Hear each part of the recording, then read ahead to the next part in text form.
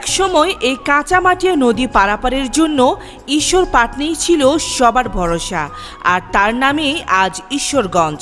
চলুন এবার শুনি এই এলাকার মানুষের নির্বাচনী জনমত। 160 নির্বাচনের জন্য তো অবশ্যই আইন শৃঙ্খলার বাহিনীকে নিরপেক্ষ হতে হবে এবং যেখানে যেরকম আইন প্রয়োগ করা দরকার সেটা করতে হবে। আপনি তো জানেন যে বিগত 70 বছরের জাতি সবাই দেখছে, মানে এটা তো বলার অপেক্ষা রাখে না। এখন মানুষের যে জিনিসটা, সাধারণ মানুষের যে যদি এরকম একটা ব্যবস্থা করা যায় যে সুষ্ঠু নির্বাচন হবে, সেক্ষেত্রে মানুষের পার্টিসিপেশন হবে। আর যদি দেখা যায় যে না, বেশি শক্তির ব্যবহার রোধ না করা যায় এবং অবশ্যই নিরপেক্ষ থাকতে হবে।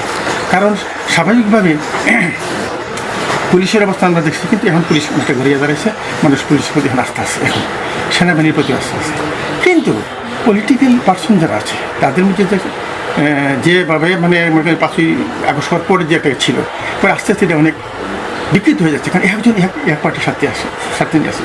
সাধারণ মানুষ মনে করে যে আমরা আগে যে ছেলেমেয়ে থেকে মুক্ত হয়েছি এবং মানুষ চাইতে ইন্ডিপেন্ডেন্ট থাকে, মানে তার মানে জাতিটা নিজেরা ধারা, বাইরের কোনো শক্তি তারা পছন্দ করছে। আম জনগণ আপনি একটা জানেন, প্রত্যেক রাজনীতি যারা করে তারা যদি দেশপ্রেমিক হয় এবং যারা প্রশাসন আছে তারা যদি মনে করেন আমার দেশ, এটাকে আমরা রক্ষা করতে হবে, সেই এরকম একটা মেন্টালিটি থাকে। যারা দায়িত্বে থাকবে তাদেরকে অবশ্যই সৎ হইতে হবে। এটা আমি একজন সিনিয়র লোক হিসেবে এটা মনে করি আর কি। আমিও গভর্নমেন্ট কাজ করছি, দেশপ্রেম মানুষের মধ্যে আছে অনেক বেশি। কিন্তু যদি আইন শৃঙ্খলা বাহিনী বা যারা জড়িত তারা যদি সৎ হয় তাহলে সুন্দর একটা নির্বাচন হবে, আমরা আশাবাদী। আর যদি তা না হয় তাহলে আমরা অথই গহ্বরে চলে যাব। যদি সুষ্ঠু নির্বাচন হয় তাহলে আমরা ওকে, আর যদি না হয় তাহলে আমরা অথই গহ্বরে চলে যাব। আর সেনাবাহিনী যে বলছেন, আমি তাদের প্রতি আমার যথেষ্ট আছে।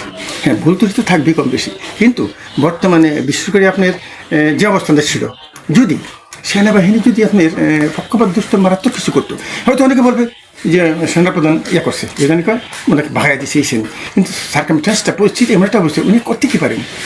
আমি এটা লক্ষ্য করছি যে রাহাবাস্থান একটা সংস্থা, রাহাবা তারা মিলিয়া যে একটা অবস্থান করছে, অবস্থান করার পরে অন্তত এই যন্ত্রণা দেশ চলে গেছেন।